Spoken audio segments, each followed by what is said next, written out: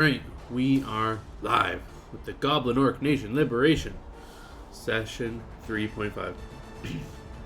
So we don't really need a super big recap because basically this is going to take place in the past, in between the last session and the session before that. It happens in between when Dot was busy with something, and on one of those days that Dot wasn't there, Gamix is going to help out. Unless you don't want to, then you can just do your own thing, I guess. But, I guess I can help. Yeah, I mean, you can decide. But yeah, you guys find yourselves during that little downtime period you had where Dot was busy and you had to do some things and you're waiting for some items. And we kind of go to where why was Dot busy? So why wasn't Dot with the rest of the party? So on one evening, Ronald will approach you, Dot, and in his standard dwarven Steve voice says, Dot, isn't it? Yes. I heard you are you can be unseen if you wish. You're hard to see if you put your mind to it. Is that true? Yes, that is true. I also heard you're good with fire. Is that also true? I mean, I love fire. It's my passion in life. Excellent. And I have if you think you're up for it, a special ops mission, if you were. There is a group of rebels that are not happy with the way things turned out here in Rachel since the overthrowing of the Queen. They're a group of, I don't know if you've heard of these kind that kind of look like me, but they're a lot more pale. They're called Duragar. I think I heard a tale of you all being captured by one. Yes. Within a few weeks ago. So there's one of them there, or a bunch of them there, and other folk like them, like-minded. No orcs or goblins or anything like that. Just like, I'm pretty sure there's about 5 or 6 Duragar and maybe some other followers they've gathered, but they're not... latest intel says they're not any goblins or orcs, if you're worried about any of that. What I want you to do is, I wouldn't tell you to murder them all. That's a little unbecoming of what we're about. But I would want you to put a wrench in their operations so that they would be ready to give up and not continue. And what I need your talents for is if you can sneak into their camp to avoid being seen, so you don't have to fight them. They have a stash of weapons and maps and intel on the city. If you can burn it all to smithereens, I'm sure they'll abandon their efforts if they wake up with it all ablaze. And we can avoid bloodshed, and hopefully it deters them from starting anything up. Now, if things were to turn to shit and you're seen, I think you'll need someone who can smash things. I heard you have a party member who's got able to do such things. I would recommend you not ask Oz, because the Duragar, I think, may trigger some past trauma from her enslaved days and just her recent run-in with them. May blow your cover before you even have a chance to do anything. I think she's known for being brazen, and will just want to rush in and attack. And I think it's best if you probably maybe Gamix take him with you. Gamix is skilled at being unseen as well, so I think that would be a good fit. I think so as well. What's the pay like for this job? If you're successful, I will have a suitable reward for you. Don't worry about that. But the reward should be helping the city itself. But I understand that doesn't pay the bills, of course.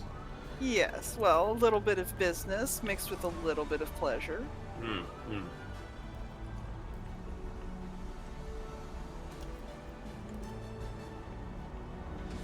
Very well. I will set out to do this. Does it need to be done sooner rather than later? Is there a timetable?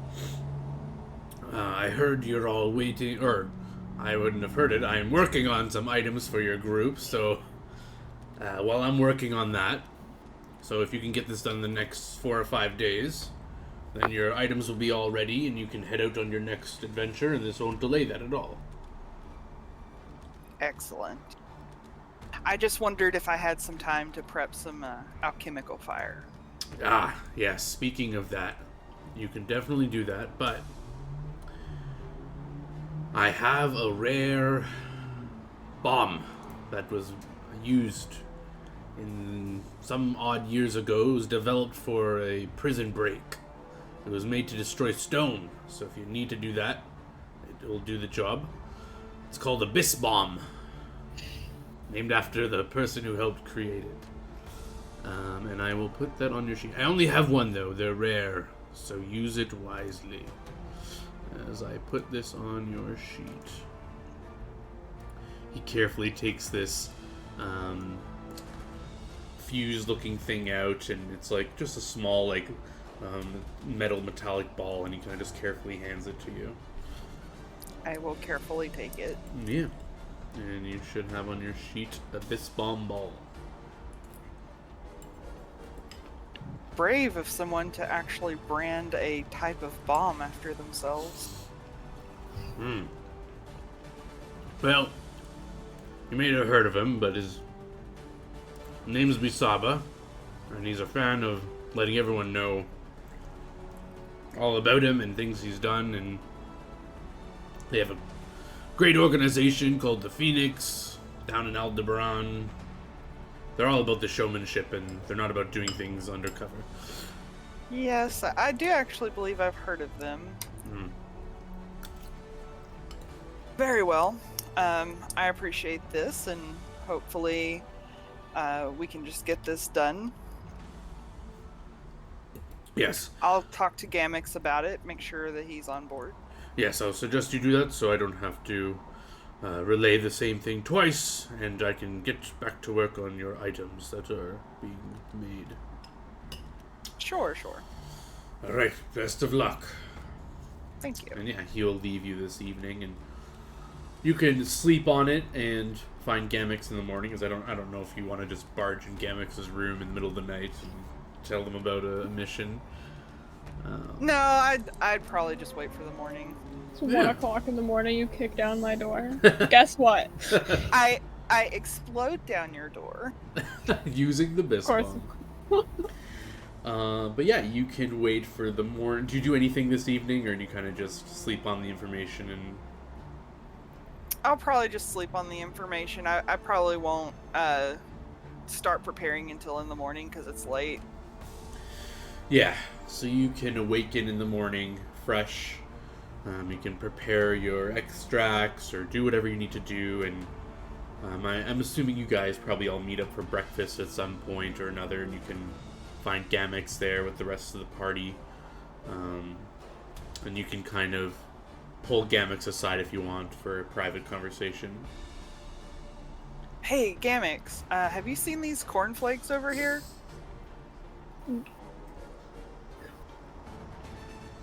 They're like these little dried flakes of corn, and you're supposed to put milk on them. They're kind of...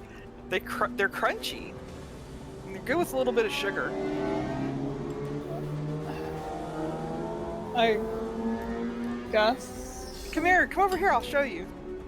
Okay. This better be some good cornflakes. Yeah, they are. I'll be preparing cornflakes while I'm talking to Gamix. Yeah, you guys can find a small corner of the table while Oz and Katara, they're arguing about something from the previous night and don't really notice you guys off to the side. So, I got a job.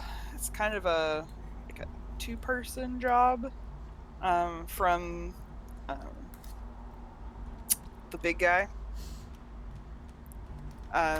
He doesn't really want Oz to know about it because it requires some stealth, which really isn't her strong suit. And then I'll just kind of go over like the specifics of the plan. You can detail it. You'll know. Ronald would give you more specifics. You'll know it's just half a day's ride out. You can borrow horses if you want. If not, it'll just be like 3/4 of a day travel. He did suggest you do it at night, so that you can, like, some of them are probably sleeping, and there's probably just a skeleton crew keeping watch, so you have less people to try and sneak by. You can go during the day if you want, but he just suggests that to do it at night. So it would be perfect if you went by foot, because by the time you would get there, it would be approaching night, and you could immediately jump into doing it. Or you can attack it however you want. I will suggest actually us going on foot because I feel like that we can be a little bit more subtle and stealthy. People will see dust from the horses, approaching. Smart. Yeah, so you relay this all to Gamix, and Gamix can think about it and respond how he wants.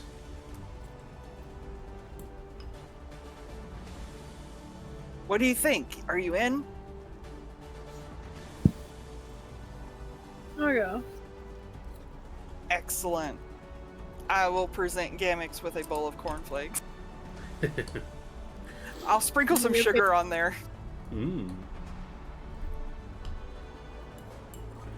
I will unenthusiastically eat my cornflakes.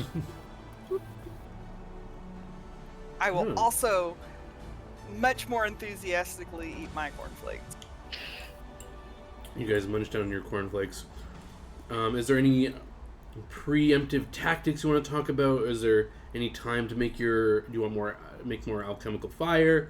What do you guys want, or what do you think you'll need for this sort of mission? Do you have any we could just rewind time. Do you have any like specific questions you would have asked Ronald about the situation?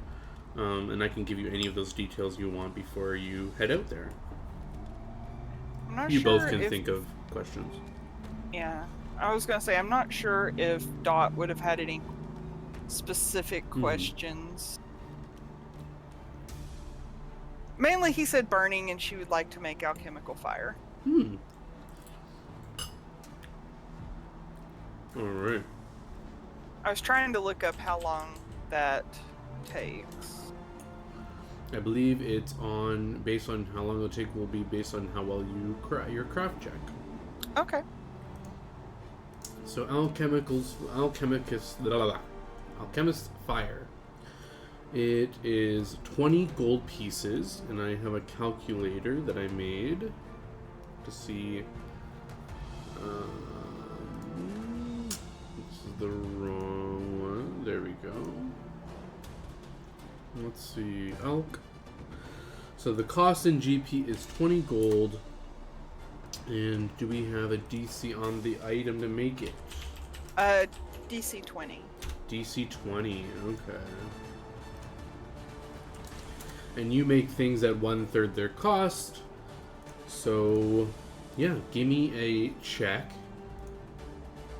And I can see how many you make per day. Well, how many did you even want to make, I guess? Well, 26. Yeah, I would say I would want to make like at least 2 or 3. Well, I guess a total of 6. I want each of us to have 2 or 3. So yeah, with that check, you make 3. So yeah, it will cost you 7 gold, and you can make 3 alchemical fire per day. You don't need to make any more checks. I'll just make it 1 check. So yeah, okay. If you just want 3, you can have 3 after making it for a day. I will inform Gamix that we're just going to take a couple of days so that I can prepare some fire for this mission. You need to prepare more fire? Well, he said burning. I want to make sure that it burns. trust me, this is the good stuff. Okay. So I guess I would like 3 each. So that's I'll give 3 to Gamix, 3 for me, Okay, so and I'll 14 gold subtract total. 14. Mm-hmm. Yeah. And that'll take you 2 days to make. Gamix, while your friend is brewing fire, what would you... Is there anything you think you need for this?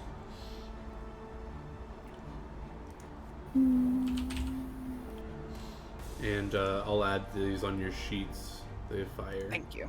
You want 3 each, you said? Yes, please. Quantity 3.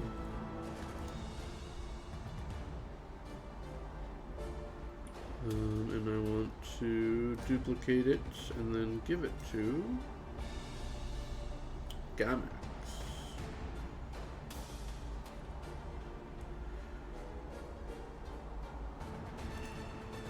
There you go, Gamix. You should have 3 alchemist's fire as well. If you ever want to toss some at someone. No. Twilight load. Oh. Oh no! 0.5 pounds over.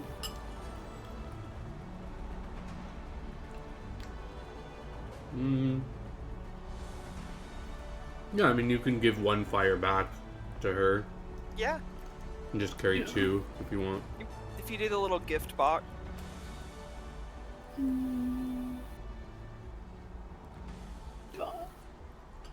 Oh, that gave you all of them. Oh, that's Oh okay. no. No, you know what? Here, I'll give it back to you. Oh, yeah. Okay. Yeah. Yeah, there you go. Jess is doing it. She's giving you 2 back.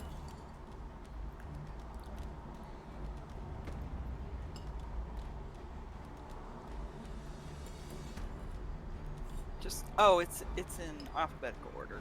Yeah. Unfortunately, I think you can see like every single character sheet I have in the game or something, so it's a little annoying. But I can do it if you can't find it. I got it. Excellent. How's Gamix's weight now? Alright. Alright, any other items between the both of you that you guys think you need? Any rope or... I don't know. I do have a sort of housekeeping question, which is, would I have leveled already? Or Yeah, we'll should just go with whatever your levels you guys are, and we'll just work with Okay. it. It's not a big deal. I would talk to Gamix about like what spells he would like for me to prepare. I can make Gamix bigger like I do Oz. I can give him something that will allow him to strike true. I can make him blurry so he's harder to hit.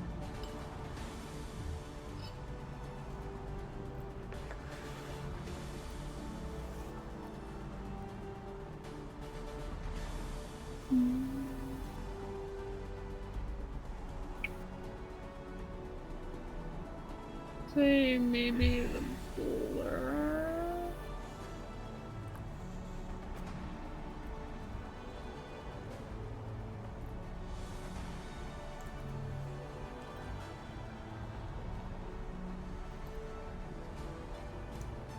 I'm also trying to figure out what spells I should have prepared.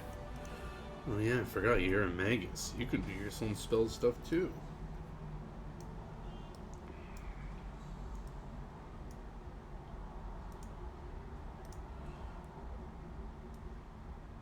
So, do you want enlarged person or true strike? Well, I guess I could also take a true strike. That way I can save another slot, a spell slot for damage. Okay.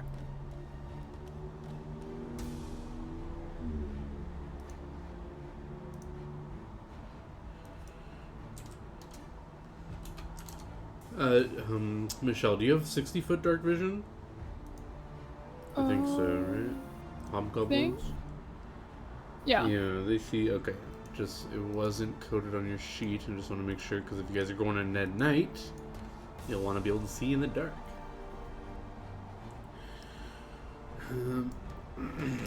Okay. Anything else you guys want to do before you make your trek out to the rebel camp?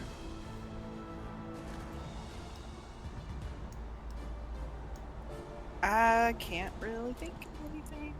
I'm probably forgetting stuff, but whatever. Yeah, before you both kind of are getting your stuff together and you're about to head out, and Ronald will kind of catch you and he says, I forgot to tell you, in case you care. I got a count of how many of them there are. I mean, assuming you do things correctly, or as safely, it doesn't really matter how many there are. You're sneaking by them all, hopefully.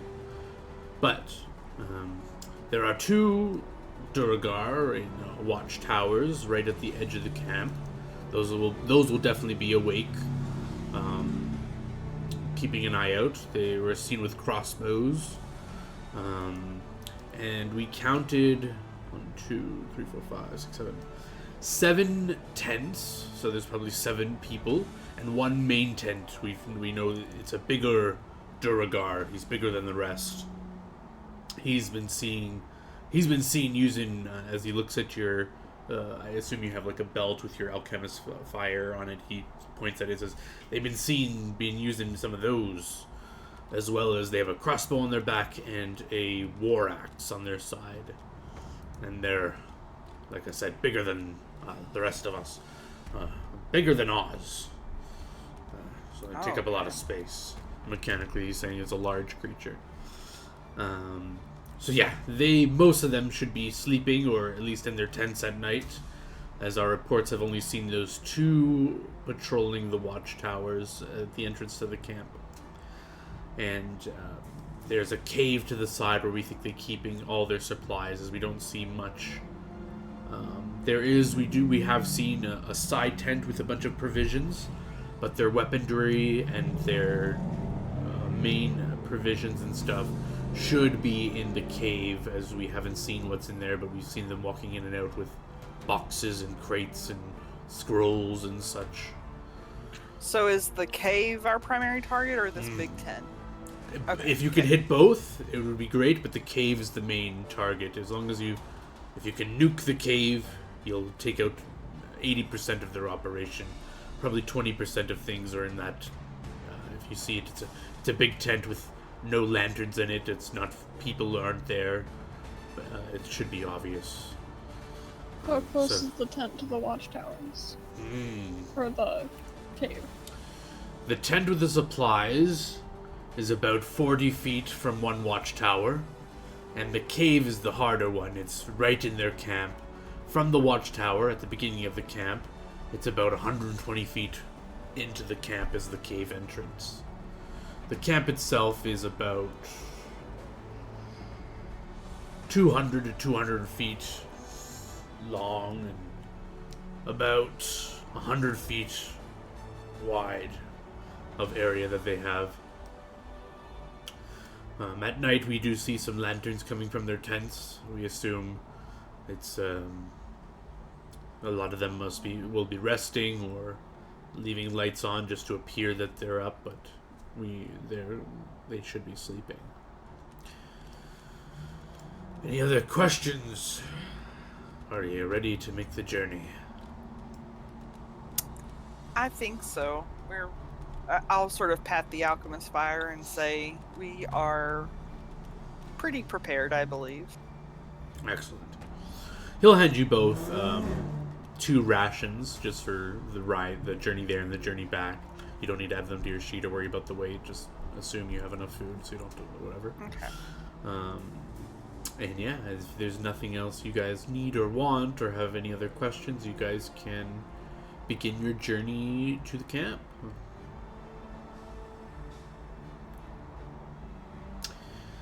And we can start off by checking if you run into anything on the way there. And I believe, Jess, you were not here when I made these, but I made some rollable tables. Ooh. So whoever would like to roll the first check, make sure your chat message is on blind GM roll. Okay. And once you're there, on the top where you see like the chat messages, combat, all the little icons, there should be one called rollable tables. And there you should see a folder called Argarthia. And if you open that up, there should be a Rachel Region 1. And whoever wants to do it, if you're in blind GM roll, all you have to do is right click that and say draw result, and it will spit out a random encounter. Dot rolls, and you can't see that, right? Just checking. No. Excellent.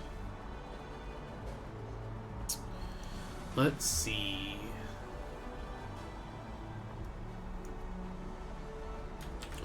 So you guys can start your journey, and both of you can give me perception checks as you're making your way to the camp, seeing if you run into anything.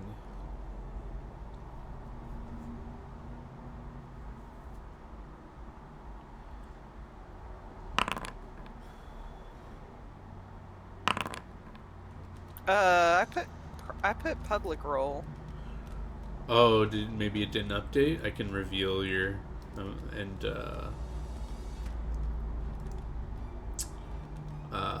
Michelle, your roll, I cannot even see it. It is. Oh, I'm still on self-roll. Sorry, Oh, that's a okay. 10. You got a 10? Okay. Ooh, Dot got a 23 though. So, Gamix, you're kind of walking, distracted by something. Maybe you're glancing at this alchemical or alchemist fire. I keep saying alchemical. Alchemist fire. You're like looking at it. It's swirling frothy red in the potion bottle. You're kind of like taken by it, and that's when Dot, you will notice about maybe 80 feet away, off to the side of the road, there is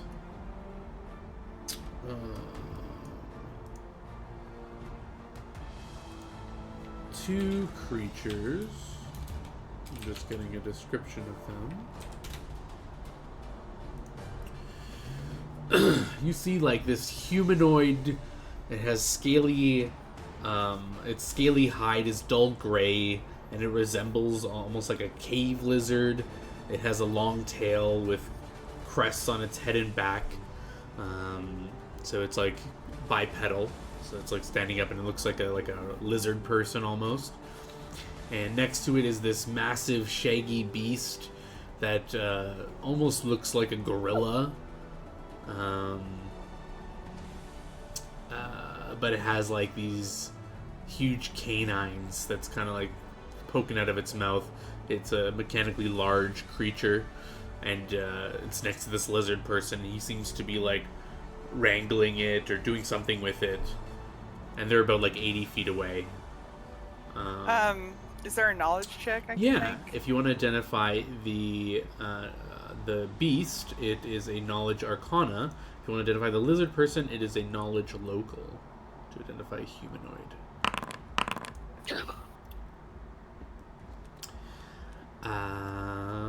Gamix, you're not sure what the beast is. Dot, you do know what I think you know what both of them are. Let me double check.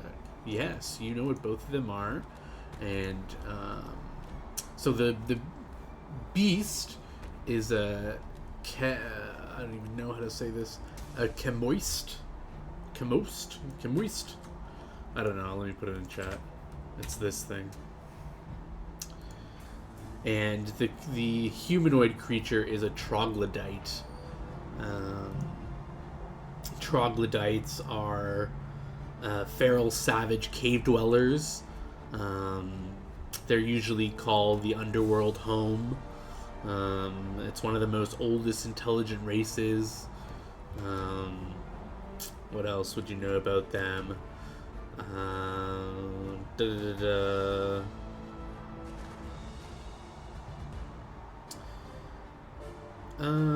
Yeah, they just like are an ancient people. They are usually on the evil side of things. Being lizard people. This one you see in front of you, or 80 feet on the path. You see it has like this nicely crafted club on its side. And with your perception check, what did you get again? You got like a pretty good 20, or what did you get? I got a 23. 23, yeah, that's good enough. You'll see there is like a spell component pouch around its waist. Clearly has the ability to do some sort of spells you're imagining. Are they known to be particularly friendly or hostile, or? They're known to be.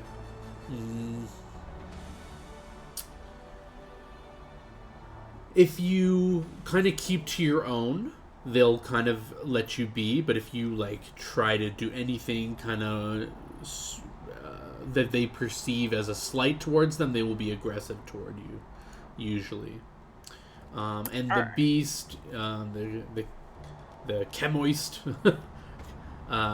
These are usually just large creatures. Like I said, they kind of look like apes. They are known to be quite vicious. You would know that they have a terrifying roar that any creature within 300 feet, if you hear it, you'll need to make a will save or become shaken. Other than that, I guess you can ask one question about it if you want to know.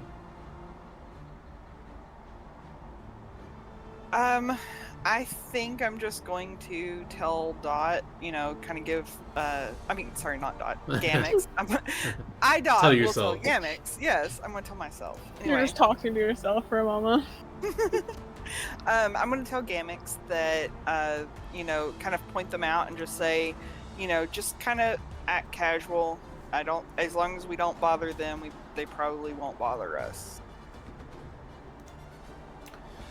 Alright, so you guys are going to keep on the path, and or are you going to like go through the woods to like completely avoid them, or do you just want to walk by them? I'm just going to walk by them. Or I'm going to suggest that's what we do. Okay. Gamix, are you okay with that, or? I guess. Alrighty, yeah, you can walk by them, keep to yourselves, and as you come into view, the troglodyte will kind of stop fussing with this creature and look to the road and see you guys, and he kind of looks cautiously as you guys are walking closer and closer, and as you get within like 20 feet, it'll say, do any of you speak Draconic?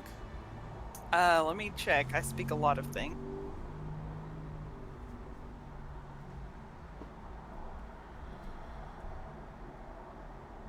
I do not speak Draconic. So you hear some harsh tongues being spoken at you. What do you want to do? I'll just sort of kind of, shrug like I don't really know. I'll say, I'm sorry, I don't speak your language in common. He kind of points to the creature, then points to him, and then he goes like this. Alright, I'll just say, okay, and I'll just kind of wave. Yeah. Do you keep walking toward him? Yeah. Yeah, Well, yeah, as you keep walking and you're like acknowledging what he's saying, he just like looks like he's being like protective over the creature. As you can give me a sense motive, or okay. Maybe you already understand what's happening, but if you don't, I can try to be more elucidate more with a sense motive.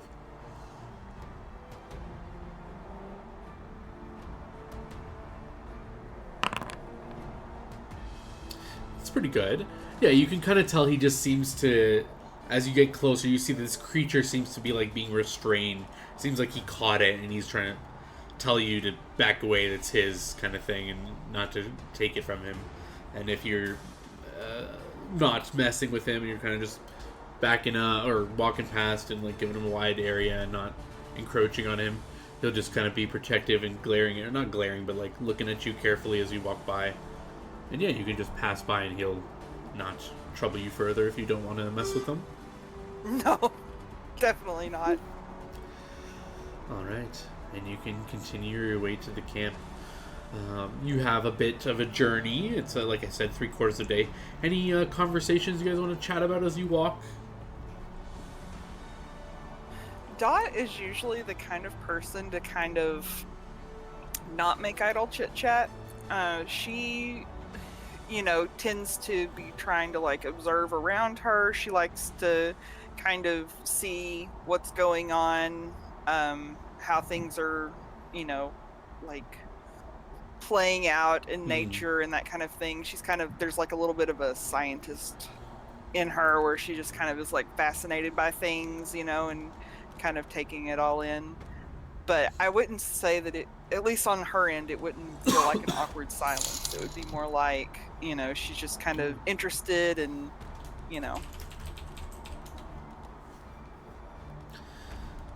Yeah. How about Gamix? Anything that you want to chat about? Maybe just the creature you just saw, or the troglodyte, or maybe that you don't care about any of that, or maybe you want to show off here's your... the thing. Gamax doesn't really talk to people unless prompted, or there's something important. Fair enough. Yeah, maybe you want to show off one of your shiny new wayfinders, and you can tell... I don't know if Jess watched the last session or not, but you can tell Dot and Jess how you came across them if you want. Maybe Gamix doesn't show off her his, I had a thought about that, but that would take place after like the thing that happened in last. That's true. It technically hasn't happened yet. That's true. Good thought. Or at least that like latter part with the circus. Like it would have to take place after that. Right. Well, wait, no, you stole that stuff before you guys left, right? You stole it in town, and then you went to the circus afterwards. I think the thing I heard at the circus would be what prompts me. Oh, I see. To okay, talk to so Dot. you do have the wayfinders, but you don't want to talk about it until the circus thing. I got it. Yeah. I gotcha. Jess is probably confused, but it's fine. Perhaps you guys will chat about it later. But you guys walk awkwardly in silence as you get to the camp. The sun starts to set, and you see in the distance these wooden palisade walls. These, I don't know what you call them, but they're like when the wood things are on spikes and they're like pointed at an angle to stop like horses and stuff from getting into the camp. You see a bunch of those, and you see these two tall watchtowers with light emitting from them as the sun starts to set. And I'll bring you to a map to show you what you see.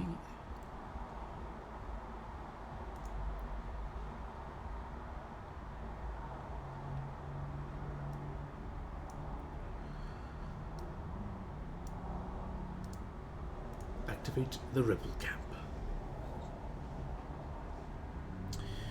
You both should just give me a quick check if you can see things. You should be able to see 60 feet around you, and then in the distance you should be able to see if there's light emitting from places that's kind of hard to see because things are blocking your vision. But is this what do you see that, or? I have a half circle, like I can see. So like behind this. you is like irrelevant, non-existent area, but it's Gotcha. like you walk from there, and then in front of you you should see like a 30-foot, or it should be 60 feet, I guess, right? Yeah, it's 60.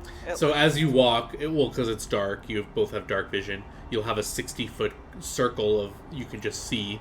But if anything you can see further, it's because there's light. And it should be black and white, because that's how dark vision works. You see everything in black and white, but when you see color, you'll know that's actual light if it's in your vision or in the distance. So yeah, you guys come out here and you see these two areas of light. You're confident those are the watchtowers, but your vision's kind of being obstructed by the walls, the palisade walls and stuff like that. I guess technically the walls are lower than the tower, so you should see the tower, but the way I can't, I guess I could have made a half wall. Anyway, I didn't know how to do it right, I guess, when I was setting it up, but you do see these two watchtowers with light pouring out of it. And I guess if you give me a perception check, you can see if you see anyone in the towers.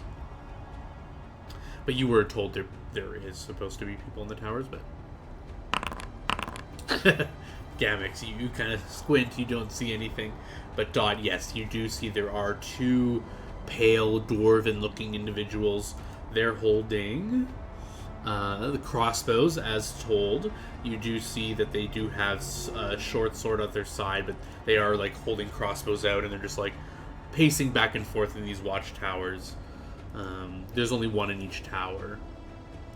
And like I said, maybe I can try and fix that so you could see it from where you are. Is there a way to make this a half wall? Don't see how to do that, but you know what? I'll just remove those the walls right in front of the watchtowers. It shouldn't be a big deal. Let's get rid of those just so you should be able to see the watchtowers. There we go. Okay. So you see these two watchtowers, and you see those two individuals. They're in them. They're not like on ground level. It's like you see like a ladder. Well, you don't see the ladders, but there's a ladder. Spoiler alert. There's a ladder behind it that goes up to the tower. Obviously, there must be a way they got up there, but it's not on the ground level. Just the way it looks on the map might be deceiving. They're like on the second floor of this tower. Yeah. Is this right here a tree? Sorry, where are you? No, this right here is a tree. Right here, these are bushes and trees. But right here, this is like a cliff that starts going up. Okay. It's like stone. So it's basically the only way into the camp? That you know of is probably up here somewhere. You'll have to get closer because it's dark. Okay. So basically then the camp is kind of elevated. A little bit, yeah. We couldn't like go into the forest and sneak in through the sides. You could on this. So on the right side is kind of like stone. If you look on the side, you can move to the side here. Let's just move you guys. So you're trying to scout out the area, so I'll just move you to the side over here. So you check out this side, and you see here, this is the cliff I was talking about. And if you come over here, you notice that there's just like this like mountainous kind of like side to the. It seems like they built their camp on the side of this pure stone and rock. So likely, as Rana was telling you, the cave is probably on that side of the camp, and the cave probably goes into this mountain that's on the side. It's not like a big mountain, it's like just a rock cliff that they built their camp on the side of. So you could theoretically go off to the side, climb, and then you could like jump down. You could do that. But that side is not forest, it's like mountains. You'll have to mountain climb basically, or find a path that's walkable. As you guys go over to this side, these are trees, and you see that this side is actually forested, and you theoretically could, so you can kind of like walk up here, and you see that this is just like a small cliff going down toward the camp, and you can kind of like just sneak on up here to take a closer look at what's going on. And when you two are up here, you do see on this side there is again this mountainous kind of rock formation, but you could walk this path to the left here and go into this woods and try to like, again, you'll have to like, it goes, the incline starts going up, so you'll be slowly climbing up, and then again you'll have to like jump down. You can't just like kind of walk in, because it seems like they built their camp next to these cliffs, these rock formations. But yeah, that's like the edges that you can see. These are the walls I was talking about that are kind of like obscuring your vision a bit. I removed that one just so you can see the towers.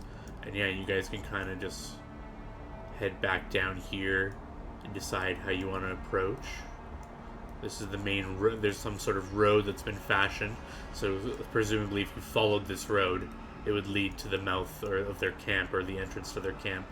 The way you can see their watchtowers, clearly they positioned them, as Ronald told you, they're overseeing the entrance to the camp. So if there's another entrance to the camp, Ronald isn't aware of it, or maybe there is another one, you can explore around the camp if you want to try to do that, or you can just try to sneak in the front door. I guess you guys can chat about it, what you want to do. There's like this rock here you guys can kind of like huddle behind and take cover and chat about what you want to do. What do you think? Should we see if there's another entrance, or my only concern about going in the front door is there's 2 watchtowers, which means if we take out one watchtower, the other person is sure to see that and then raise the alarm. Alright. On the other hand, we don't know if there's another entrance at all, and it might just be, burning nighttime, as it were.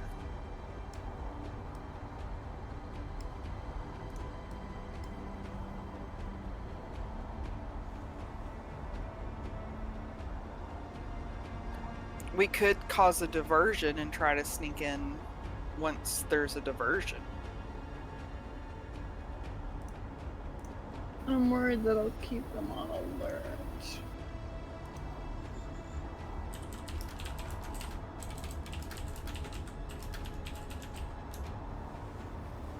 Or it'll end up waking more of them up. And then we True. have more to do.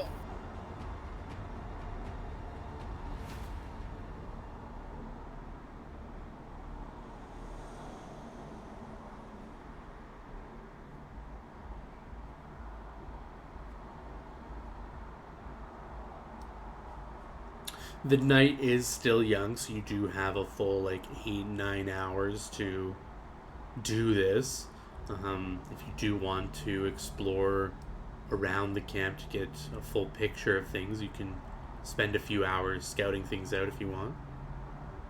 Yeah, I think that Dot specifically would be, wanting to be careful, knowing that there's just the 2 of us, and we don't want to fight if at all possible. So I think Dot would definitely be in favor of scouting around, seeing if we could find, say, another way in. Is there a place where they've got a sewer? Probably not, but maybe they No have sewers, but yeah. Why don't you both give me just let me know what your take 20 perception is, so your max you can get on perception, and give me a survival check. And I'll see what you can find as you guys circle the camp trying to find a way in. Okay, so you can get a 29 perception. I don't know if you can beat that, Gamix. My max is 20. Oh, right, I see. Yeah, you don't even have any bonus. And then, yeah, you guys can give me a survival check. Ooh, 18. Very nice. There it is. Oh, double 18s. Very nice. Okay, with those survival checks and this perception check, after about an hour and a half of circling the camp and looking on the right side of the mountain, you don't find any easy path up to jump down if you wanted to, so you would have to climb. So that's an option. But after the hour and a half of walking around, you do see there is indeed a rear entrance to the camp where there are no watchtowers. And I will just bring you guys there so you can kind of see it. I'm just going to delete you for a second because I don't want to drag you through the camp so you see everything. But I'll re-add you to the back and to let you see what you can see. I did not expect you to care that much about finding another way in. Very clever. And yeah, after an hour and a half to 2 hours, you find this back entrance. There's these 2 walls kind of set up with this very tiny way in. The road is still there, and there is this way you can squeeze in. If you guys kind of just nudge around, you can kind of see the edge of things as I move you around. I'll kind of just poke you in a bit just to see. You do see that this is the one large tent that's here. That's clearly where the big boss must be, or the big guy that you were told about. Is this big tent here. You see the light kind of shining out a little bit. But yeah, that's all you can really make out without getting into the actual camp. But there are no watchtowers here. And yeah, you do hear some with that take 20 perception. As you get here, you do hear some mumbling, some movement. So clearly, whoever's in this big tent is awake and moving around. but they're in the tent because you can hear them in the tent.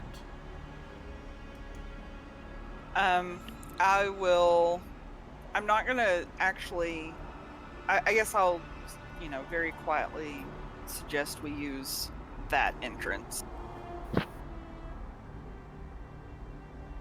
So I will try and stealth my way in. Yeah, every stealth check you guys give me, I'll give you 60 feet of movement. So I think every square should be 5 feet. Yeah, so you can just measure up 60 feet. You can basically just move yourself there, and then give me a second to check their passive perception, see if anyone hears you, or if you, so you can just move yourselves. I might have to do it. You might be stuck on a wall. But if you just let me know where you want to be, I can move you. Yeah, I'll move 60 feet in, I guess. Yeah, I can just move you here, and you can reposition where you want to be exactly. Can I see the cave once I'm inside? From this position here, you can see that this must be the cave entrance here. There's like stones pouring out of this area. You can't quite make it out exactly where you are, but it's like pretty. It makes sense. And then you see like color enter your vision here. There's clearly light pulsing from here. That's the entrance to the tent. And then Gamix, did you give me a stealth, or are you hanging back? Oh, sorry, I forgot. It's all good. 15. I assume you're just going where Dot is, or a similar area. Yeah, I can't see Dot. Yeah, it's glitching out a little bit when you move. So I brought you there. So let's just hang on a second. Just as you guys are sneaking there, let me just see if they notice you. Do some perceptions for everybody nearby.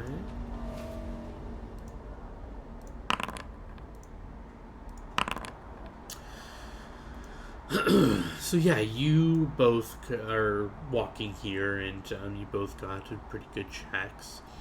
And as you get to that point, you hear some coming from this tent here.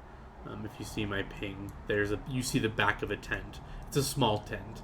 You hear some shuffling and some grumbling, saying, "I thought I heard something," and someone's like clearly coming out. What do you guys want to do? I want to try and hide. All right, where do you want to hide? There's some tree bushes right behind you. There's some stones. There's this big tent you could run into. I want to try and hide in the tree bushes. Sure. Dot, you jump into the bushes. Gamix, what do you want to do?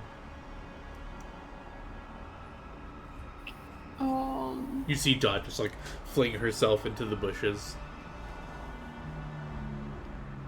I will also hide in the bushes. Alright, the same bush, or do you want to go to the smaller bush, or do you want to go to the bushes over here? I'll go to the smaller bush. Alright, you throw yourself into the smaller bush. Both of you give me one more stealth check as you hide yourself in the bushes. You like move the leaves to cover yourself. Very nice. Very nice. Alright, I will publicly roll him out. So you see this guy kind of walk out. He doesn't look like a dwarf. He's like a humanoid-sized person, as he kind of like, he heard something and he's kind of walking here. But he's pale in skin, and but he's like a humanoid. He's not a dwarf. And he will make an active perception to try to see you guys. Oh no, it revealed his name. Unknown creature. I don't know if you saw what he was, but whatever. He searches, but to no avail. He can't see you guys. Must have been the wind or something, he says, as he grumbles and makes his way back to his tent. And you guys can, again, make another 60-foot advance toward the cave if you want, or wherever you want. If you give me another stealth check.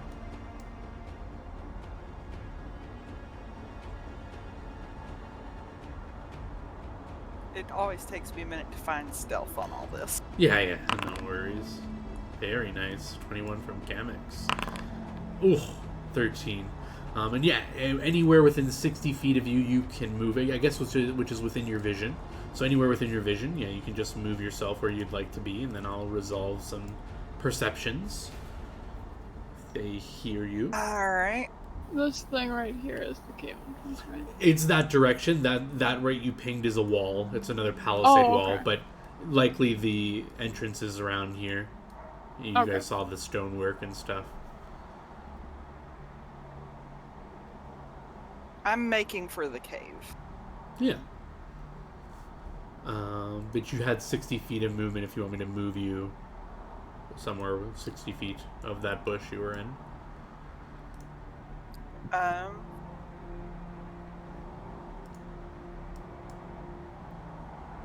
Yeah, so you get like 20 more feet you can move. If you want. You don't have to take the full movement. I think you pretty much want to be there. Yeah, there's I'm just trying. walls. Yeah, no worries. Yeah. So yeah, you definitely see the mouth to the cave. Both of you can see it clearly now. But just give me a moment to resolve some perception checks as you guys were walking on over. See if they heard you. And you are closest to these tents, so they will get a check. Unfortunate. Again, you hear shuffling coming from a further tent. Someone must have heard you as you hear them grumbling, saying like, "Oh, what was that again?" And someone is coming out. You guys can make a run for inside the cave, or somewhere else you want to make a run for. You can run back to the bushes, or I'll run for the cave. Oh, sorry. Okay. Alright, you both can dash inside the cave. So I'll just move you. You guys kind of like quickly get to a side so you're not just out of the thing. And then I'll give them just another perception to see if they get lucky and see if they look in the cave. This one I will make public. And you guys can give me another stealth check to see if you hid yourself well. Ooh, very nice. Oh, no! Again, you hear some grumbling as it echoes into the cave. What's going on with the weather today? Making noises and stuff. And he kind of grumbles. Dot's wishing she had brought some squirrels or something, so you just think it was like a squirrel. You hear them walk away, and you guys are now in the tent without being seen, and presumably you see there's these cots over here. You see a bunch of barrels with I don't know what's in them. You can look. You see a blanket with all these swords and weaponry, and the cave goes further in over here. You were told there were supposed to be maps and scrolls and stuff, so you probably want to find where that is as well before you just start torching the place, just to make sure. I want to look in the barrels and see what's in them. Yeah, you can look at the barrels right next to you. This sack is full of grain and food. There's a barrel full of water. A bunch of it seems like you're just opening. You're like cracking them open. You just see like they're full of like different types of foods and grains and stuff. It seems like it's provisions for them they've stocked up here. Gamix, what do you see Dot just start to like open stuff up. And you have barrels on your side. Do you want to start opening these up and look what you see, or? I actually want to look at what's down on this side. Sure. Yeah, you can move your character there and see what's up. Dot, you just notice Gamix go over to the side, and Gamix, as you turn the corner, you do see there's like these two little candles lit up, and you do see there's like a map, and as you can see from there, it's a map of Argarthia, and it's got like Rachel like circled, and there's a bunch of just documents and papers all around. You can see.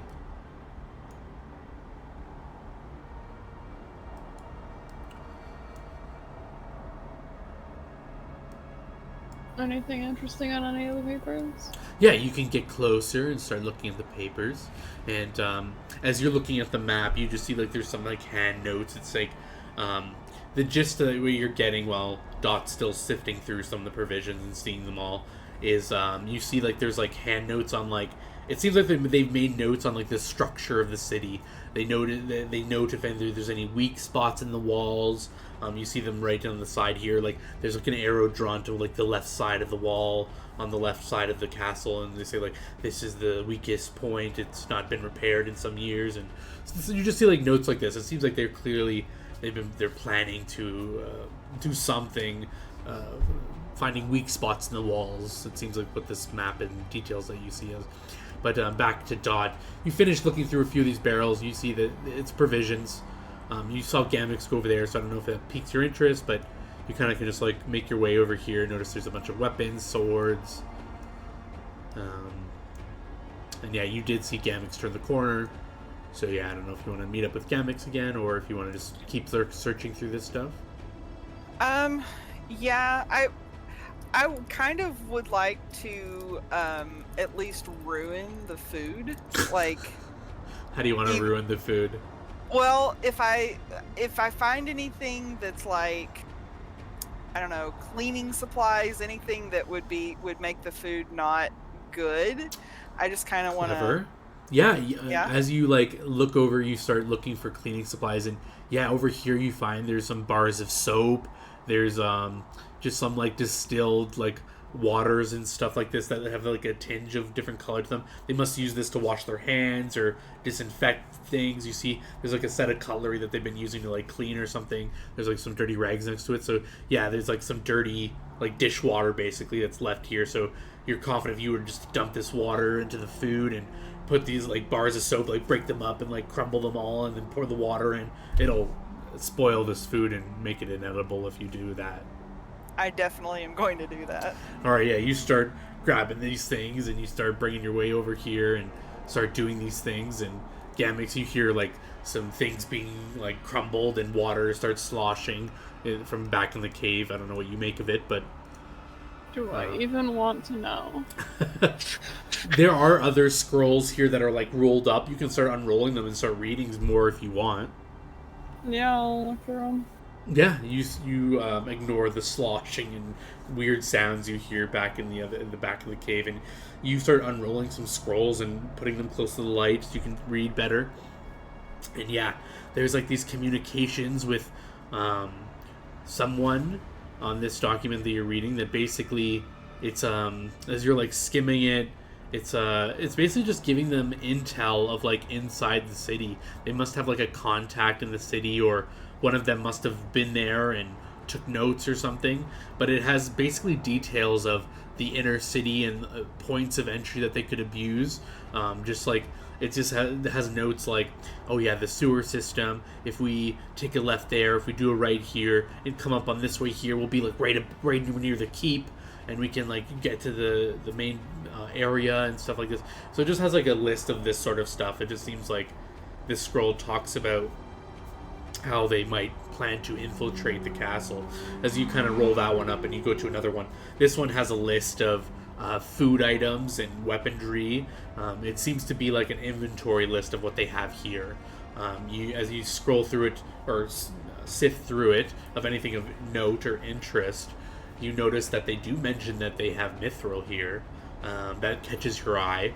Other than that, you notice that they do say that they have some gold and silver, but it has approximate locations of each of these items, and as you see, like it says like food and stuff, it says like the cave, and then when it gets to like the mithril and like the valuables, it says like the chief's tent.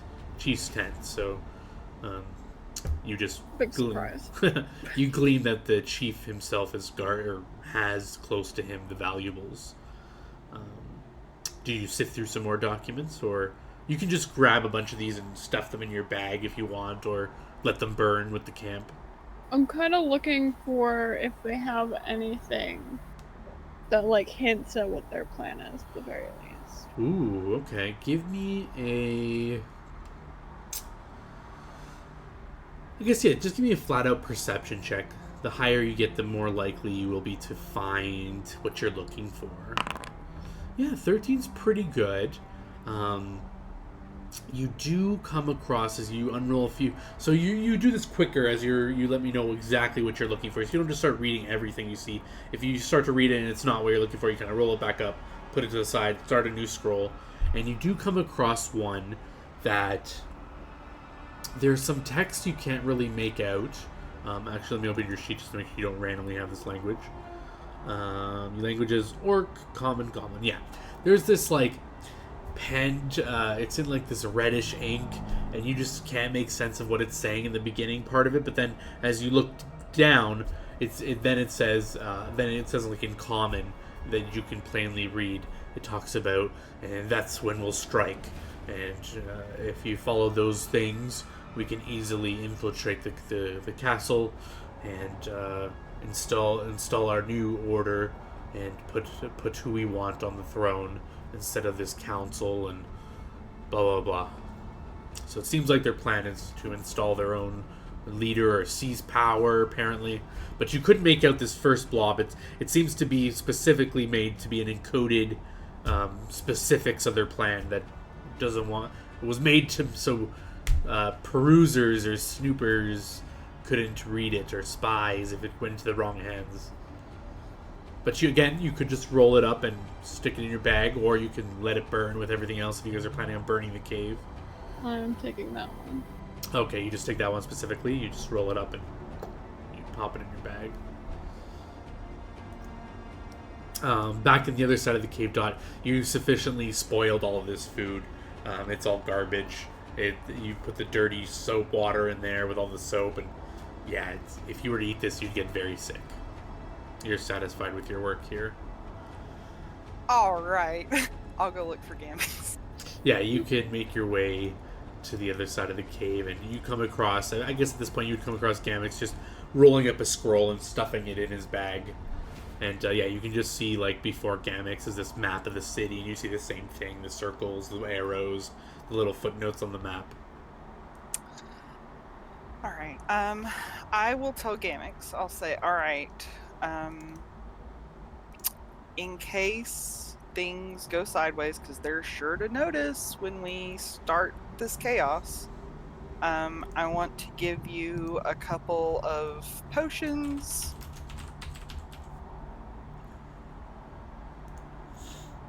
And I'll give Gamix a potion of blur,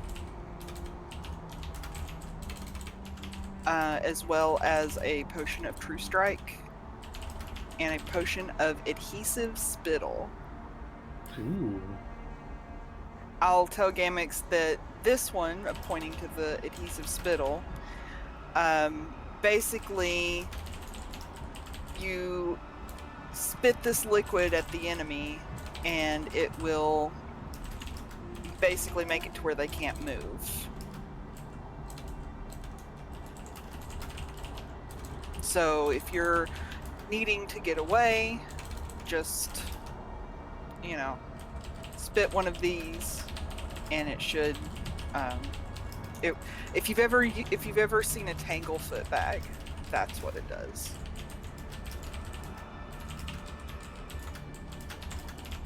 Okay.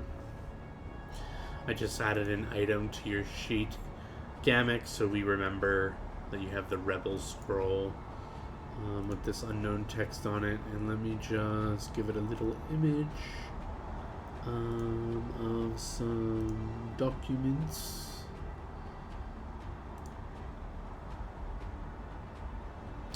Is this gonna have a weight to it? No, it's just a piece of paper.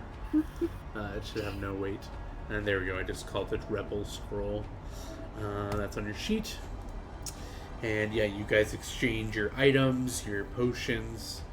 And now what do you want to do? I want to place a couple of the vials of alchemical fire around, like, the papers and everything and that kind of thing. Yeah. And then I will tell Gamix that what I'm thinking of doing is tossing the bomb in there to set everything off, set everything on fire, and hopefully while they're all going to the cave, we can kind of get away.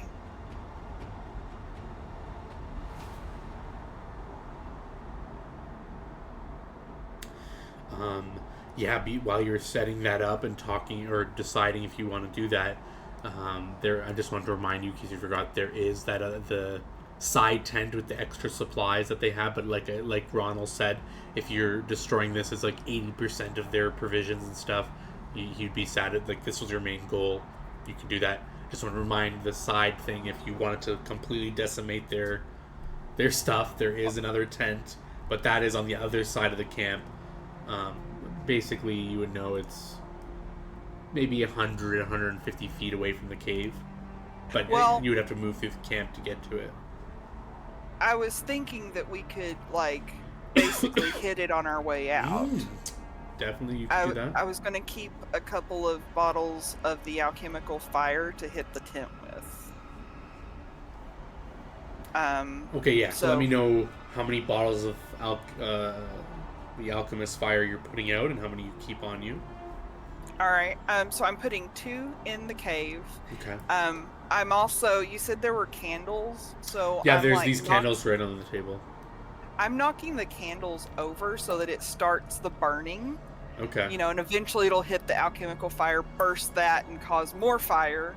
Okay, yeah. Before you set that off, then, is there anything you guys want to finish doing in this cave, or you're ready to bounce out once you set that off in motion? I think I'm ready. Alright, Dot, you can carefully place the alchemist fire. You can place both of them on the table. You have 1 left on you, or 2 left on you, I guess. 2 left on me. And Gamix has 1 or 2? 2. So you have 2 as well. So you place 2 on the table, you knock the candles over onto the map, it starts to catch flame a little bit, and the flame starts to build around the table, and you guys can start making your way out as you know that this will start, or lead to the fires you placed, and will cause a big boom soon. What's the plan as you head toward the mouth of the cave? Are you just planning on jumping out, or waiting for the boom in the side of the cave and then running out, or... I want to try and stealth as far away from the cave towards the exit, you know, until the boom happens, basically. Okay, yeah, you guys go to the edges of the cave, and at this point I will need stealth checks to leave the cave unnoticed, and you can move 60 feet, and you hear the crackling of paper behind you in the wood, and some smoke starts to trail out of the side of the cave. Ooh, very nice. I'll move you within 60 feet, and you can kind of reposition yourself anywhere you want to be within like 5 or 10 feet of where I placed you. So you guys can move like 5 or 10 feet in any direction you want, as I make some perception checks.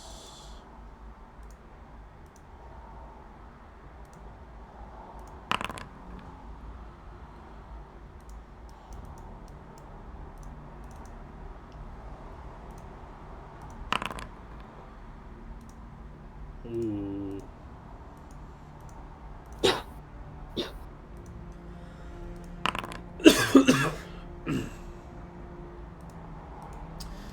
Alright, did you guys find the exact spots you wanted to be in with that stealth check?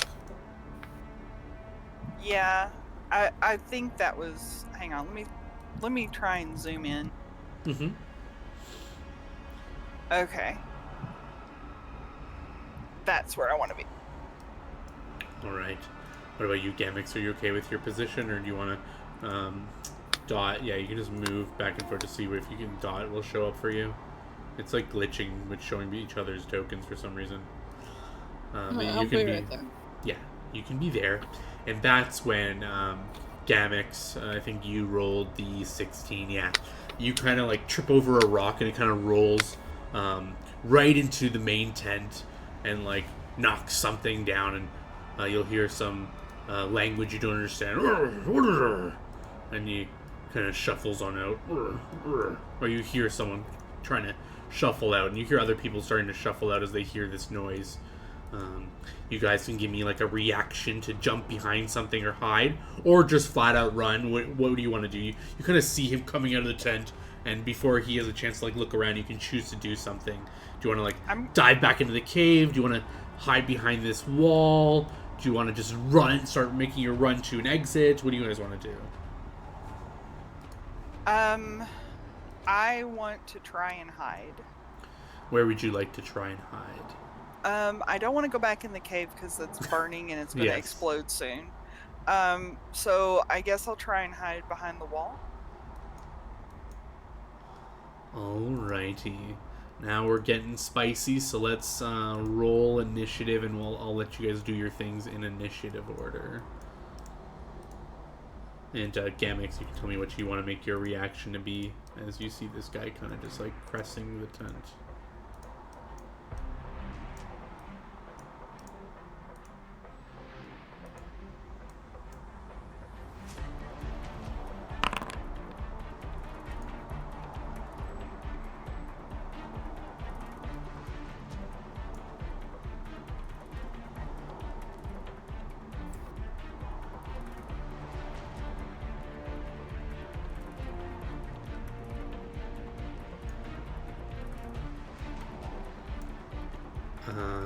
Yes, Gamix, what did you want to do as your little reaction? I am sprinting out of here. Which way? You saw the way you guys came in the back way, or do you want to go out the front door? The back way. All right, you can sprint, and I'll give you. You get to here, but no stealth available as you're just running, and this guy will definitely see you as he comes out and says, "Ah, Rajima!" as he points at you and shouts. Dot, you can. Oh well, does this change your reaction as you get behind the wall and you see Gamik just say, "Whoa," just starts running? Do you want to do anything different? Honestly, I'm going to let Gamix kind of draw their attention. I'm going to hide. Sucker. Alright, give me another stealth check as you take this opportunity to conceal yourself better behind the wall.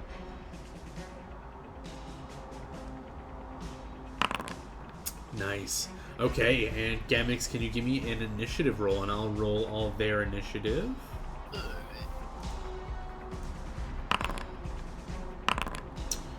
And we'll just go in initiative order to see what's going on. So this guy heard something, and he's kind of coming on out. He heard this guy yell, "Gamix, you've got initiative on this guy," as he points and he clearly sees you. Urgh. Speaking some language you don't understand. It's my turn. I'm gonna continue sprinting for the exit. Alright, you can, if you're just gonna flat out run, which I think lowers your AC, you can move 4 times your movement speed in a straight line.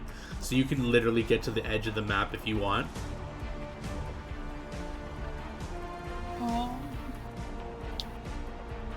I might get past the wall and then off to the side and try and hide somewhere.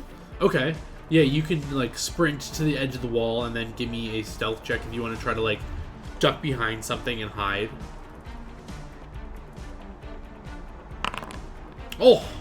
Yeah, you can kind of dive behind these rocks and get in a nice little corner and conceal yourself.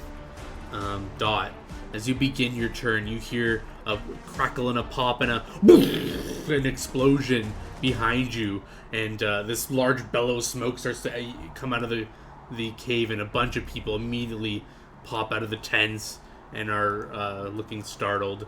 But it is your initiative as they just kind of get to the edges of their tents and see what the heck is going on as they hear this huge explosion.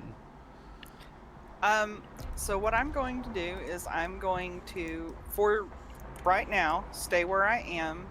I'm waiting for people to run into the cave. Okay, yeah. So you'll hold your initiative until people run in. And sorry, go on. Oh, I'm wanting to ready the Bis Bomb. Ooh, yeah. You dig into your pack. You pull out the Bis Bomb. You kind of position it. You pull the fuse out, and you get it ready to light. And you're ready. And this guy goes. He will run up. Look to the smoke coming out of the cave. This guy will kind of turn as the explosion happens. This big guy, and he kind of points and yells at the cave, and points down the road where Gamix ran. But it looks like he's facing the road, and he's gonna. It looks like he's ready to give chase. Whereas he told his minions to go deal with whatever happened in the cave. It clearly seems like. So this guy runs to the mouth of the cave. You see him kind of run in. This person, I'll just let you interrupt me whenever you want to do your thing with the Bis Bomb. This guy makes his way to the mouth of the cave as well. Kind of runs in. This guy will follow orders as well and double move into, he can only get up to here. This guy will make his way into the cave as well. This guy bellows his way down, pushes his way, squeezes through these things, and he'll make a perception check to Science, trying to see if he can see you. Versus your 32. Ooh. Let's see if he can find you. Oh, he rolls almost a perfect roll, but he has no chance to find you against your 32. He searches around. He doesn't see your prints anywhere. He curses in some language and starts to make his way back, but that's his turn, as you seem to have completely disappeared. I'm going to, at this point, throw the bomb into the cave. Ooh, okay, you kind of step on out, and you chuck the Bisp Bomb. Yeah. Alright, give me a ranged attack roll. So on your character sheet, or I don't know if you can do it through the little bar, but if you can, I believe it should be under combat, and I just need a ranged button click. Oh, okay.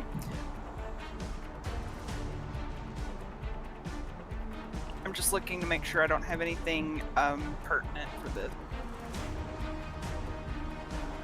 And then after you do that, in your inventory, you should be able to actually use the bomb so I can see how much damage it rolls. Okay.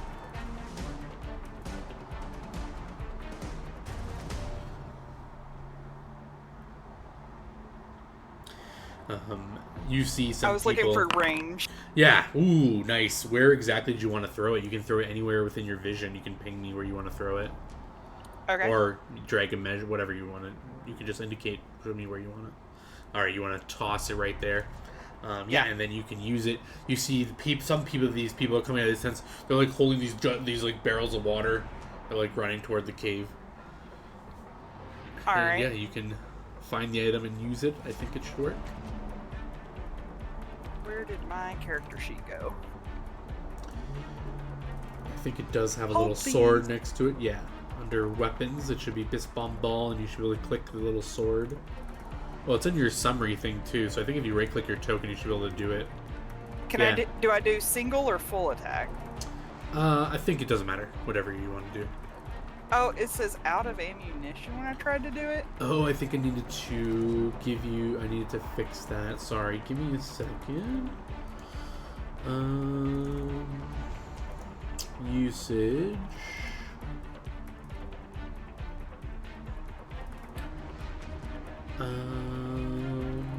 It shouldn't be calling for ammunition, is it? Oh, it is.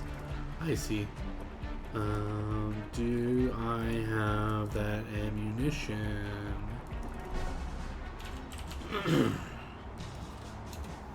I will just give you a random ammunition you can use with it. Ammunition.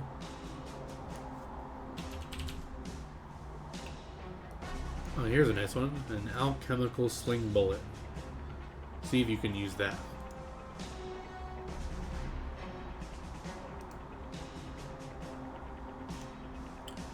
I might have tried to be fancy and... Ooh, did that work? Sounds like it worked. Yep. Ooh! With a... Oh, it had an attack roll in there. Whatever, well, you can use your other one.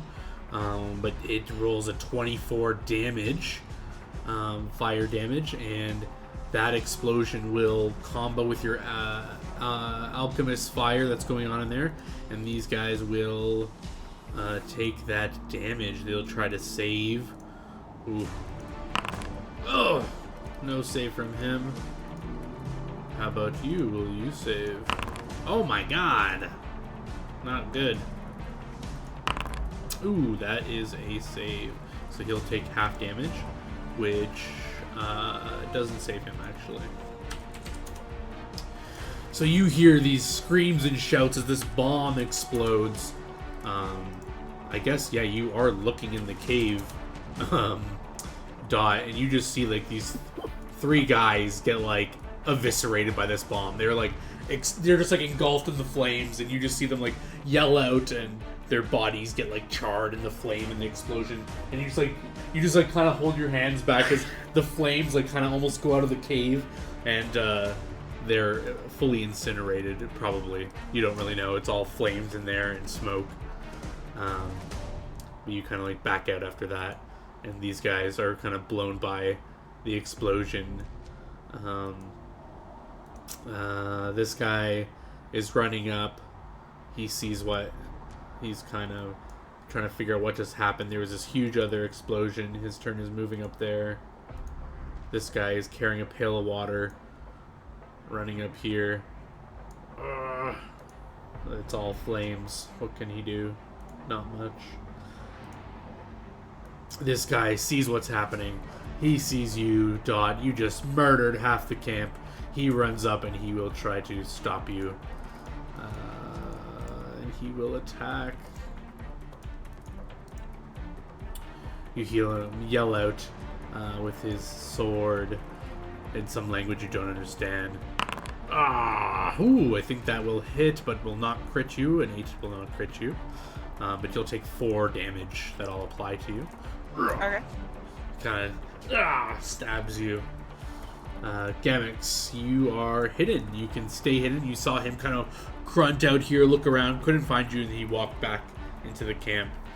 You hear all these explosions happening. You can even peek through the wood and the planks, and you see this fire bellowing out of the cave, and the people just like bracing themselves, and this huge explosion just happened. The air starts to smell like soapy food and burning wood, and all this weird smells are filling your nostrils. What would you like to do for your turn?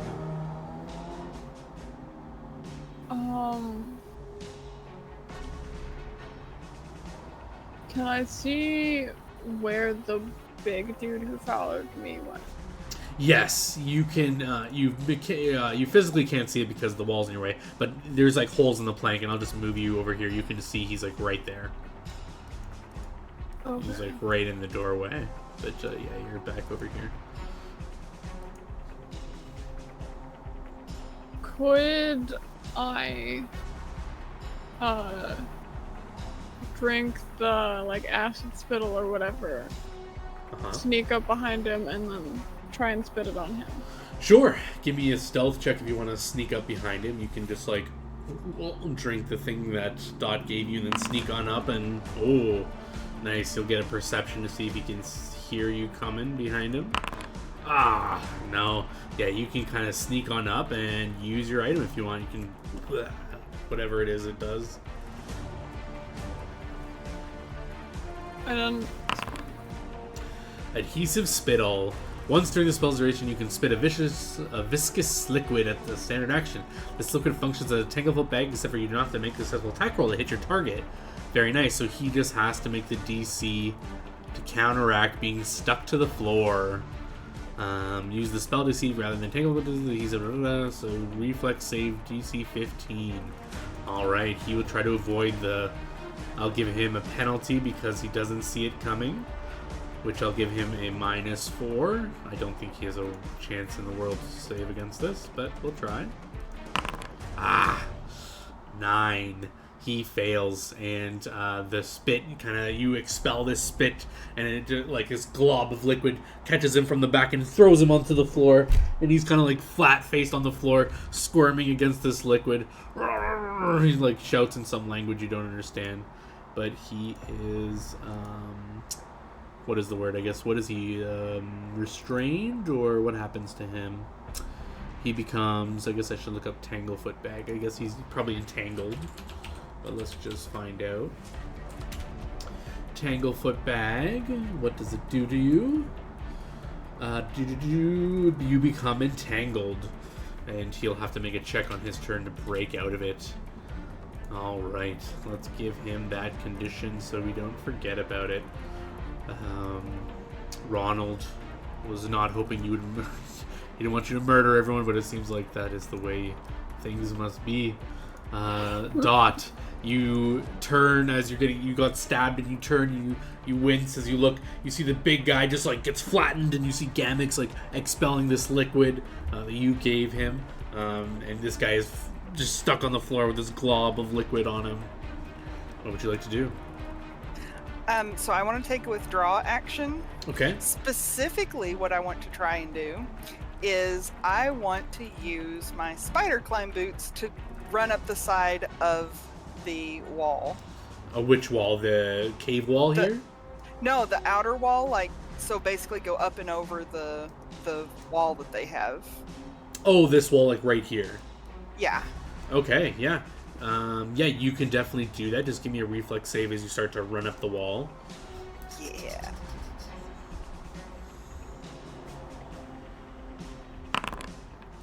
Yeah, you kind of slide a bit up the wall, but you catch yourself. And what did you want to do once you get up the wall? You want to like hop over it, or? Yeah.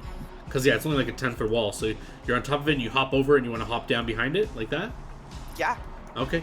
And, yeah, you can hop down on the floor behind the wall. What, is that all you wanted to do? Yeah, I just basically wanted to withdraw in my turn. Yeah, you definitely withdraw. No AO. This guy sees you hiding in the crevice behind the wall. Oh, does he have a ranged thing that he can do with... Yeah, he pulls out his light crossbow and takes aim, but that'll be his turn because he can't draw a weapon and use it. So he takes it, he loads a bolt, and he, like, pointing it in the crack in the wall at you, and he's about to, like, take a shot. But that's his turn for now. This guy is restrained. He will try to make a strength check to break out. I think that does it. He just has to beat the save, right? The 15? A creature that is glued to the floor can break free by making a DC 17 strength check. So that's exactly what he needed. He kind of like pushes himself up. The goo like kind of splatters up, but that's his turn. He kind of breaks up the splatter and looks behind him at you, Gamix, and angrily has his axe out. He's no longer restrained, but that is his turn. This Duragar, he sees his friend going over here, so he will try to surround you. He'll use his turn to climb up on these rocks and also pull out his crossbow and take aim at you, but that is his turn as well. This guy... Wait, where did this guy go? Okay, yeah, that's that guy. Oh, then this guy is right behind him. What does he want to do? He will start to make his way in the cave in the flames to try to find survivors. Hopefully people are alive or something. He's carrying... He's did the bomb not cause a cave-in? There's no... I don't know. Maybe some... the opening is still open. But maybe inside it's rubble everywhere. Who knows? But it's all smoke and... you can go in and find out if you want. But this guy...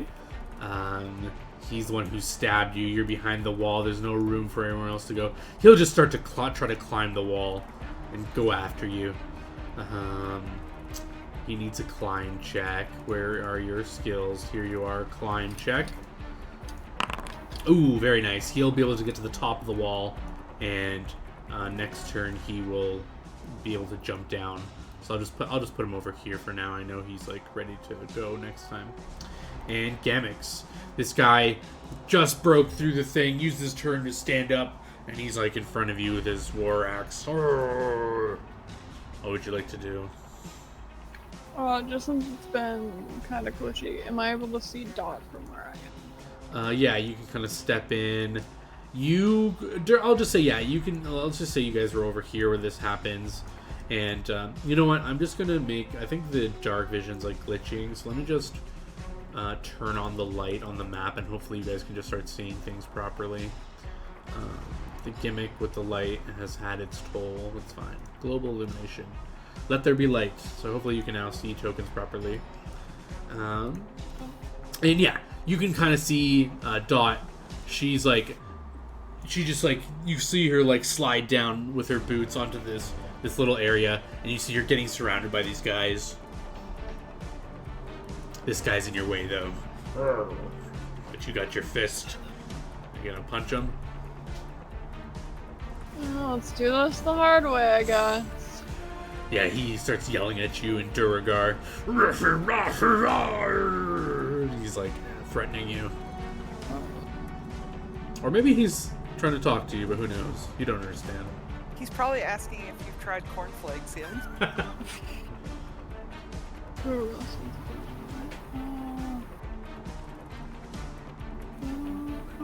How does that work again?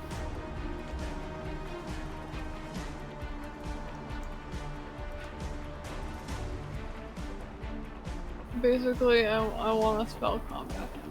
Okay. What spell are you doing? I want to use Chill Touch. Ooh. Okay.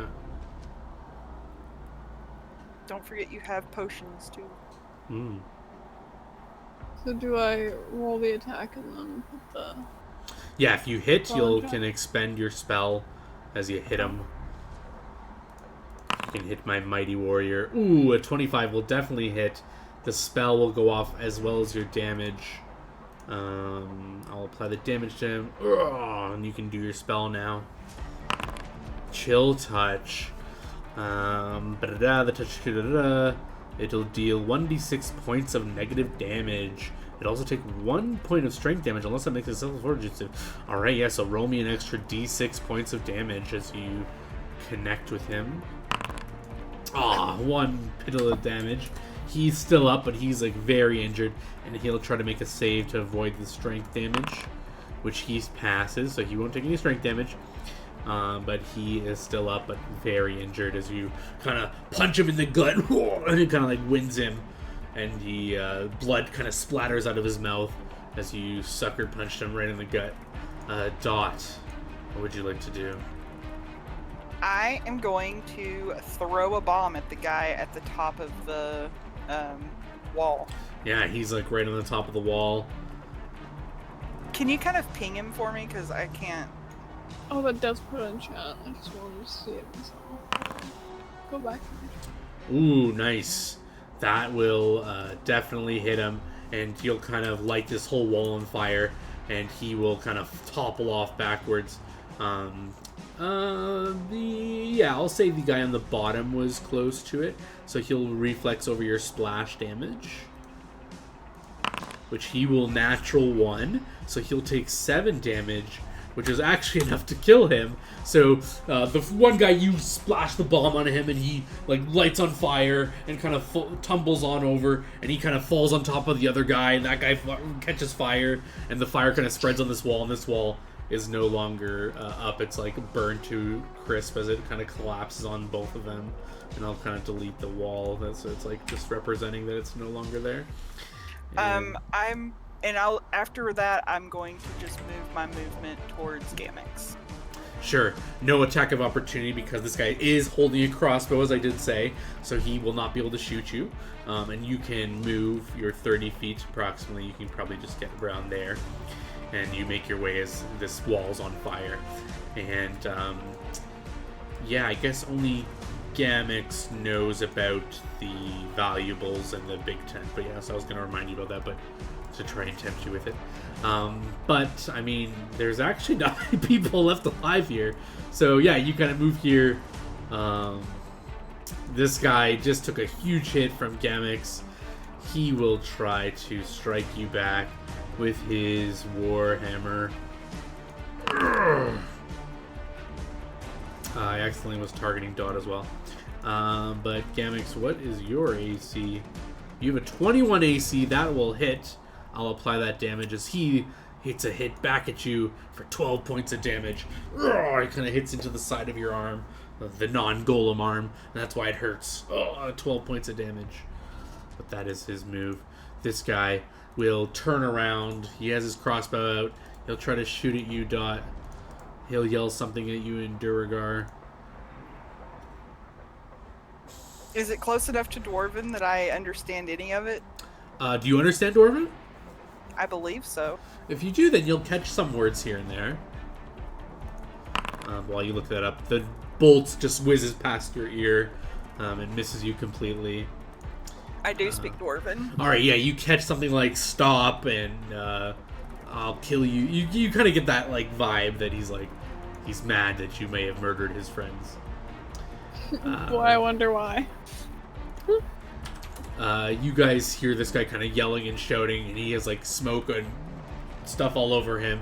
He's like patting out flames on him as he tried to like go in there and help his friends, but comes out and is seemingly injured from trying to go in there.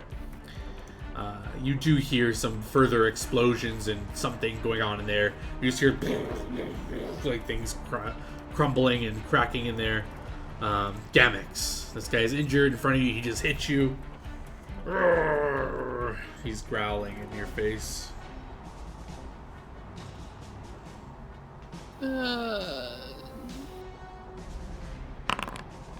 Oh my lord. Does a 19 confirm? It does.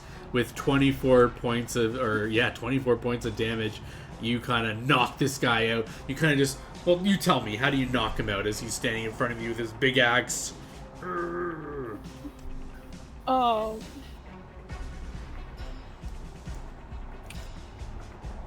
Just give him a nice like uppercut under the jaw. Yeah, after he punched you, you kind of like took a knee, and then when it comes up to your initiative, you kind of charge up your golem fist and you give him the uppercut, and he kind of goes flying backwards and lands back on his head. He gets pushed back here and he's knocked out. Dot. You see this guy just like fly next to you, unconscious. His hammer flies off. I'll just be like, good one. And then I am going to throw one of my alchemical fires at the nice brightly lit tent.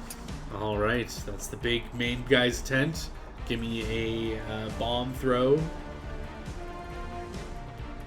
Would it be a bomb or a ranged? I think if you just roll your bomb, it rolls an attack roll because you need to hit their touch AC. So yeah, you just need to hit AC 10 to hit the square you want. If you miss, you just roll a d8 to see where it goes. But that's more than enough to hit the square you want. And you chuck it in there, and I'll make a saving throw for the tent to see if it just immediately catches fire. Yeah, it just lights up in flames as the bomb explodes, and fire starts erupting on all the tent. The tent starts to sag and drop, and the flame just consumes the whole tent. And it's just a big fiery ball right now. And then I'm going to just move, I guess, 20 feet to Gamix and indicate, hey, let's get out of here. You say, hey, let's get out of here. This guy will take, he'll come up here, and he'll try to take another shot at Dot, if he can. Oh, no. He shoots just short, and it shoots into the ground. He curses this guy. Patting himself off, comes up and will draw his crossbow too, but that will be his turn to draw his crossbow. And Gamix. Yeah, let's get out of here. Alright. If you both are intending on leaving, we can kind of end combat here. I am just going to pull out the other party members to give them experience for this combat. I don't want to I don't want everyone to be on different XP, so I will add them to the combat and give them experience for a job well done. Experience. And split evenly. Alright, they should have their experience, and then I can get rid of them because they're not actually here. And both of you, well, I guess I should have confirmed, you both are indeed wanting to run? Yes, away? I am. Alright, you guys make your way out of the back way of the camp. Mission complete. You kind of get out of the camp, it's in the middle of the night. As you look back as you're running away, you just see this huge flame smoke coming from this camp now. And, yeah. Do you guys want to do anything else specifically? Do you want to find somewhere to camp for the night? Or do you want to just start making your way back immediately to town? I feel like after that, Dot would have like a lot of adrenaline and everything, so I don't think she would be immediately like, let's go find some place to camp. But she also would take into account like Gamix. If Gamix is like, I need to find somewhere to like just rest, you know. How's Gamix feeling after that? I think I could get back. Can I just take 5 minutes to like sit down? Oh yeah. Do you want me to? Would you like a cure? Yeah, if you got like a light or something, I don't need much, but... Okay.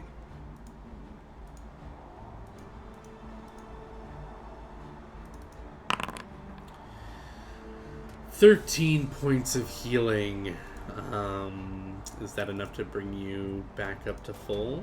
Yeah, considering I only took 12. There you go. Yeah, you're back to full. That does you up quite well. You guys can just quickly sprint off for a bit, find a nice place to sit and relax, as you can still see off in the distance this little cloud plume of your handiwork. And you guys can rest the night here or make your way back to town if you rest for an hour and want to just get back to town and rest in a nice bed, or what would you guys rather do? I'll let Gamix decide. Like, I mean, if we're gonna stop here, Dot might be doing a little bit of dancing, like, you know, happy dance. She got to burn something. Yeah. After a few minutes, look it up and say we can head back. Alright, you interrupt Dot's happy dancing and you guys can start making your way back. No random encounters on your way back. You guys get back to town and you guys can rest knowing you did a job well done. The next morning you can meet up with Ronald, let him know of your successes, and he will ask you to roll a D100. See what kind of item you guys get for doing a good job. Does Gamix want to roll it? Yeah, anyone can roll it. Sure. Well, 84. Ooh, yeah, while go we're on. talking to him, I will bring up the scroll that I stole. That potentially has their plans on it. Ooh, yeah, he'll be very interested in that and says, do you show it to him? Yeah. Alright, yeah, you show it to him. And he'll kind of look it over and he says, I can't make out this text. If you don't mind, I'll send it to our translators and we'll get back to see what they're planning. What do you guys tell them about your plan exactly? Do you tell them it was done? Do you tell them you murdered a bunch of them? Or what do you tell them? I think Dot would just be like, so yeah, we used that nice bis bomb in the cave. I think we pretty well wrecked the cave, and I did set the large tent on fire on our way out. So you don't tell him anything about the casualties? No. He doesn't ask. He just is glad that the mission was done. He nods. He tells you his scouts saw the smoke plumes in the distance, and good job. Someone else, or Michelle again, I just need one more D100 to see what item. 50. He says, and before I forget, your mention about paying the bills. I have this item which I'm hoping will be helpful. As he pulls out these lenses that are made of violet crystal. He lets you know that they are goggles of night. They are for your eye slot. Even though the lenses are opaque, when placed over the eyes of the wearer, they enable him to see normally and also grant him 60-foot dark vision. Both lenses must be worn for the magic to be effective. So, perhaps this is not super valuable to you guys if you all have dark vision, but you guys could sell it or repurpose it. I can't remember if all of you have dark vision or not. I think you might all actually have dark vision. Let's just double check to see if anyone would even be interested in this. I think, yeah, Oz has dark vision. Katara, I'm assuming, has dark vision. Yeah, so everyone has dark vision. So, actually, that's no fun. Let's see if there's a different item. He kind of pulls those back. He says, actually, I forgot. You're all goblinoids or orcs. You probably can see in the night. Let's see if I have something more interesting in this bag. These are better. He gives you these, what do they look like? They're like these pink lenses, and he tells you about them. These are lenses of figment piercing. When the wearer first sees an illusion with the figment subschool, and it allows a saving throw, you immediately make an allowed saving throw to realize the image is an illusion instead of waiting to interact with it. This has no effect on illusions of other subschools or illusions that do not normally allow a saving throw. If the wearer fails to disbelieve the illusion and later interacts with it in such a way, you get a +4 bonus on your saving throw. Who would like this on their character sheet? I think that might come in handy for Gamix, since he fights up front, and maybe if there's an illusion or something. Yeah, Gamix, I'm gonna put this on your sheet, and then you guys can always toss it around if someone else wants it. These are lenses. Figment piercing. On your sheet now. I don't know if they have a weight. Please no, please no, please no. I don't think so. They're just lenses. I'm just going to give it a little picture because the default one is boring. Do they have something good for...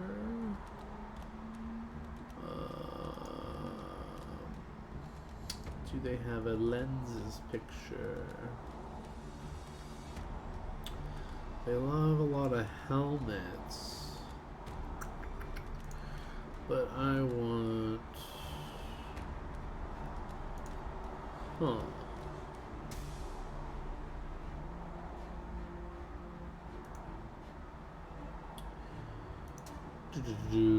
Can I find a good image for this? While I look for that, you guys, Ronald thanks you again.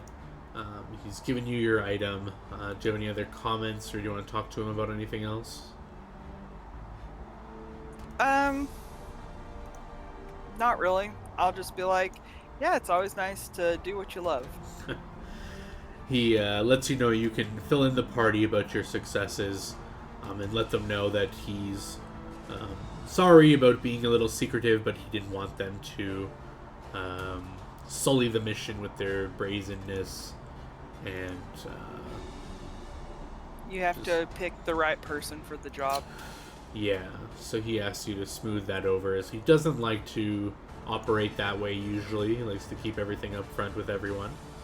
But he just thought that Oz might let their emotions take over them if she found out you were dealing with the type of people that kept her as a captive before, and this mission for success needed utmost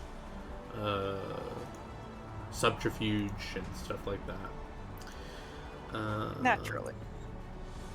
Thanks you again, and if you guys ever need anything, he lets you know that he's working on those items. So out of character, I don't know if you guys decided if you wanted to spend that money on any items, Jess. I think they had a bunch of it for you, but they didn't want to decide for you. So I think you guys can talk about that next session if you didn't figure that out. But Okay. he would just work on that as well if you had any requests. Do you remember what the amount was? I think Steve put something in the chat to let Jess know, or am I mistaken? I thought he gave you an amount that they had set aside for you.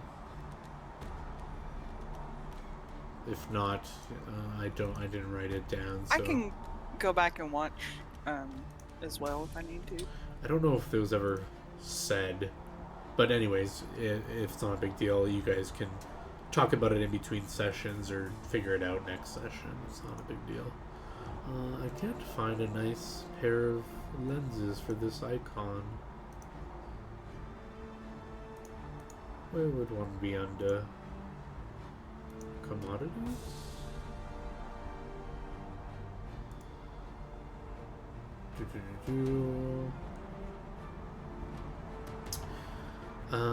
So yeah, you guys find yourself back in town, and is there anything you wanted to chat about, or talk about what you guys just did, or discuss anything as I try to find a darn picture for these lenses?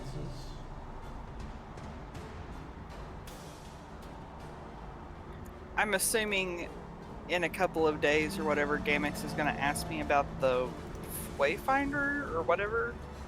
That will happen after next session, after the last session. So that'll be like next session that would happen. Because technically you haven't gone to the circus yet, or that happens like during this time where you're off on doing your own thing, and they go off and do their own thing. So it happens like in between now and then. So fortunately, you'll have your conversation next session about that if you even want to. Was there anything else you guys think of that you want to speak about? I'll just tell Gamix, thanks for having my back. This went pretty well, I think. Yeah. I guess we could call it well. I mean, the only thing better is if we had just taken them all out and then roasted some marshmallows over the ashes, smoldering coals of their ruined camp. Have you ever roasted marshmallows? They're very yummy. Maybe once or twice. Definitely not over ruined campsites. Well, I mean, it's not truly a party unless we hear the lamentations of their women.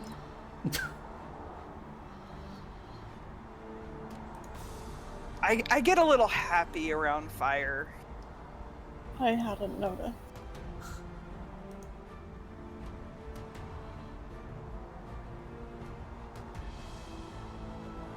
Guess Ronald had the right person for the job. Indeed. Well, they say do what you love and you never work a day in your life.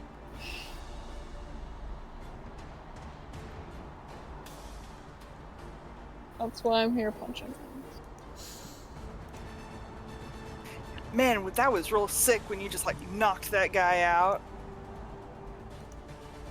Yeah, it kind of was.